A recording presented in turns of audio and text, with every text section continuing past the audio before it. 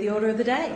Order of the day petitions. Number 1, discussion of a petition opposing the construction of the Shellharbour City Hub and the related sale of community assets. I call the member for Shellharbour. Thank you, Madam Temporary Speaker. Yeah. Look, from the outset, can I welcome the Stop the Hub group that we have in the gallery today. I welcome you to the Parliament of New South Wales and I thank you for coming in today to listen to this debate. It is no easy task, Madam Acting Speaker, to obtain 10,000 signatures on an issue which is of a concern to a local community. Again, I would like to acknowledge the Stop the Hub community group led by Diane Quinlan. I'm not sure if Diane is up there, there she is. Has achieved an important objective in lodging this petition before the House, which I actually tabled on the 6th of August this year. I would also like to acknowledge that the Shellharbour City Hub project proposal is one of the more controversial issues faced by the Shellharbour City Council in many years. I have met with representatives of the Stop the Hub community group twice since their campaign in opposition to this project started. I have always maintained a very consistent position throughout this entire debate, and I would like to repeat it here today. The Shellharbour City Hub proposal must be resolved by only 7 people.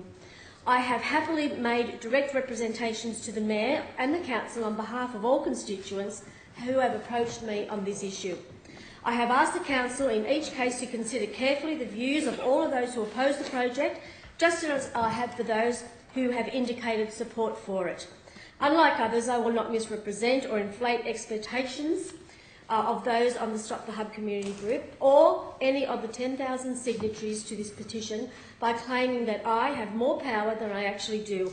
As the words of this petition clearly state, and I quote, "Stop the construction of the City Hub and the sale of community assets," unquote.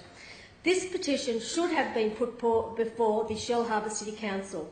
I have no greater authority for this view than the Minister for Local Government.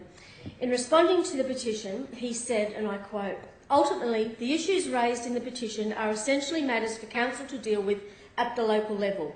In the long term, the local community can demonstrate its support or its dissatisfaction with the performance of individual councillors or the Council when voting at Council elections," unquote. There is not a cigarette paper of difference between the Minister's response and my own views on this issue. It would be helpful if the people of Shellharbour City could in fact directly elect their highest civic office leader at the 2016 election, as I have been calling on Madam Temporary Speaker for the last 4 years. Government members, including the member for Kiama, voted to remove that right of direct election just months after the election in 2011. For the record, the City Hub proposal has now been considered directly by the Council on 20 separate occasions since the 13th of November 2011. Every resolution has either been carried unanimously by all councillors or opposed by only 2 councillors. There are 7 councillors who represent the Labor Party. 1 represented the Liberal Party but is now an independent. 1 is a Liberal and former mayor. 3 of the other councillors are independents, with 1 of those now contesting the state election as a Greens Party candidate. Simple arithmetic makes it completely fanciful to claim, as some do, that only 2 of the 7 councillors is a Labor majority. It is also noted that this whole process was actually kicked off by the then Liberal Mayor, Councillor Kelly Marsh. She said in a gushing press release on the 26th of April 2012, and I quote, "This is an exciting project." She went on to say, "This development will form the heart of our city centre and it is vital that we create a complex that will meet the needs of our community now and into the future." On the 22nd of August 2014, she told the Illawarra Mercury, I was rapt to get it on the table, but at the time I didn't know what it would encompass," unquote. The member for Kiama and the Liberal Party in Shellharbour City have been desperate to airbrush Councillor Marsh's key involvement out of this project issue ever since. The member for Kiama's speech will shortly be like the Goodyear blimp, full of hot air and no show. But despite his empty words, the Council has advised me, not once, made a representation on behalf of the constituent to a council on the Hub issue. I laid this letter on the table, Madam Acting Speaker. We can all be no care and no responsibility politician in this place. It's the easiest trick in the book.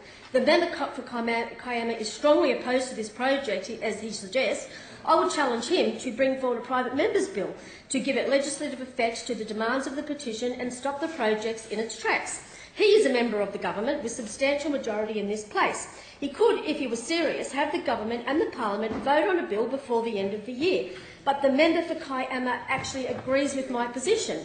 He told the Late Times on the 28th of... Can I just ask for an extension? Oh, absolutely. Thank you. Absolutely. Oh, hold on, you need to seek the The question is, seek an extension. All those in favour say aye. To the contrary, no. The ayes have it. The ayes The have member it. for Kiama told the Late Times on the 28th of July 2014, and I quote, "At no stage have I said that this petition will stop the hub.